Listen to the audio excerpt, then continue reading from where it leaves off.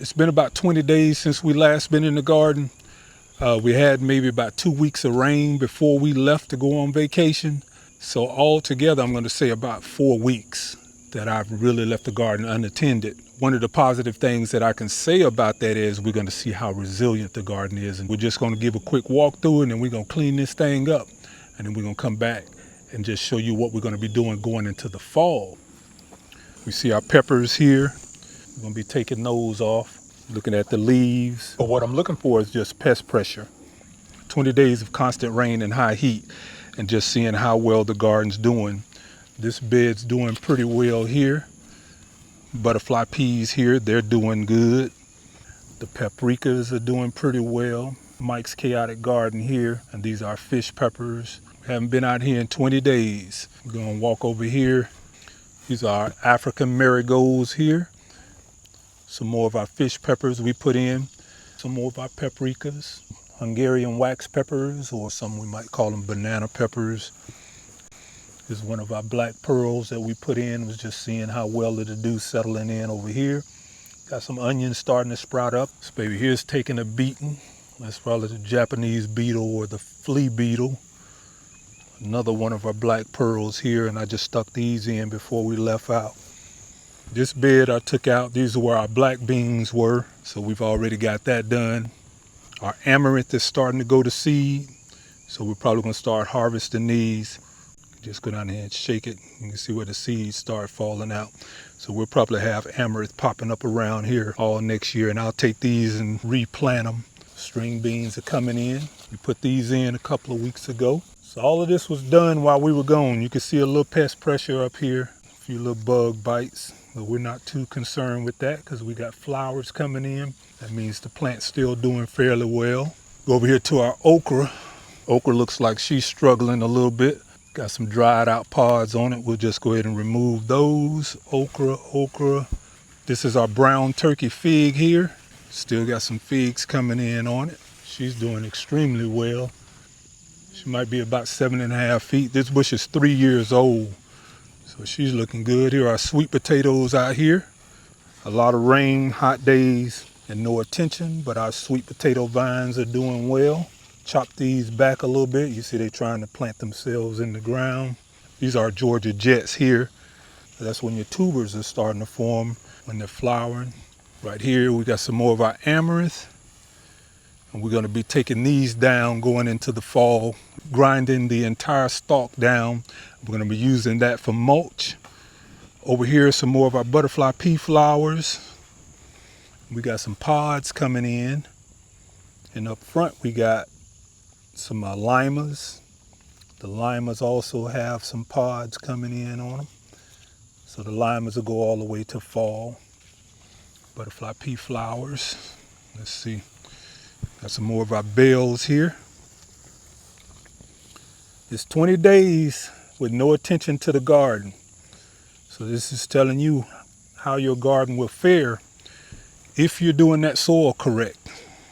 So once again, we got some more bell peppers here. Beautiful color on them, beautiful color. This is our Armenian cucumbers. They have taken a beating, but again, with all that rain that we've had over the past few weeks, the rain and the heat, I'm just gonna basically take these out. Got some of our ginger still coming up down here. Shampoo ginger coming up on that side. All the blueberry bushes are doing well. Now what we're gonna be doing with the blueberry bushes on next week, we're gonna be doing our way spray on it, and then we're gonna be doing our last fertilization for the year. And that's on all of our blueberry bushes here. This is our other brown turkey fig here. These are all our blueberry cuttings. They're looking real rough because, as I said, we haven't been here for the last 20 days, so I haven't been directly watering them. But you would think with all the water that we've gotten from the rain, the temperatures would balance out, but looks like they're having a pretty rough time. But it's not going to be too bad because they're going to lose their leaves anyway during the fall, and that'll give them a start for the new year. This is something that we're going to have to pay attention to. And you can see the grass is really up. Grass seeds everywhere. which I'm not mad about that because we're going to give this a good cut. We're going to let this settle in, and then next week we'll come back again, and then we're going to do our composting video with the grass that we have out here. So here we got our tomatillos. They've been taking a pretty good beating. Oh, look here what we got. These are leaf-footed nymphs, and yes, they will destroy your tomatoes and your tomatillos. Some people get these confused with our good friends, the assassin bugs. And this is the best time to deal with them when they're in this stage. As they start to grow, things like insecticidal soap and neem oil becomes less effective on the adults. What they'll do is they'll infect your fruit with a fungal yeast with a needle-like probe, and it'll cause the fruit to rot from the inside, also some surface discoloration. You do not want to collect seeds that's been infected by the leaf-footed nymph bug. You're going to be planting seeds that may not germinate or just going to grow an inferior plant. And that is the results of the leaf-footed nymph. I'm going to mix up some of my peanut oil along with some 100% cold-pressed neem oil, and we're going to come back and deal with those. Okay, you see what we got here? Some more. That's what we got there, leaf-footed nymphs. That's what that is. These are just starting to hatch. Here's some more, some Hungarian wax peppers, some more of our basil that's going to seed. Got our peanuts here, and look at what's sitting on the top. These are the things that we miss when we don't visit our garden every day. See that? Upper room. So let's send this to the upper room. So this is one of the reasons why we want to be checking our garden every day, but every so often we can't do that. So we have to really depend on the resilience of the garden to take care of itself. And so far, I'm pretty happy with what's going on. Like I said, we've been away for 20 days. Now, if you can look at this one right here, you can see we've had some hornworm damage on his. And if I take close enough look, I'll probably find that hornworm somewhere over here. And what I start doing is looking for black droppings. He's did some damage on this bush, but she's still going strong though. Look at these pretty green leaves here. But this again is the results of when you're not at your garden every day, and you can have little stuff like this happen over here. Got a broken branch here. This is one of our black cherry tomatoes. This should have been hanging up somewhere. So that's how much growth we've had since we've been gone. But you can see that branch is broken. So I'll tie that up onto the top of the trellis. This is what she looks like though. It's our black cherry tomatoes. Eggplants that are overgrown. Well, we talked about the shine in them. Remember we talked about the gloss that's on your eggplants as well as the thump. They're still firm. These are still good, but they are overgrown. And there's another one hanging off over here. Eggplant dip with these. We got our banana plant here, and this needs to go in the ground. I've been saying that. Leaf 34, anywhere between 26 and 40 is where you're gonna start getting fruit from your bananas. So, lots of rain. You can see the grapevines that we just put in this year not doing well. But the positive to that is you got new growth coming up here.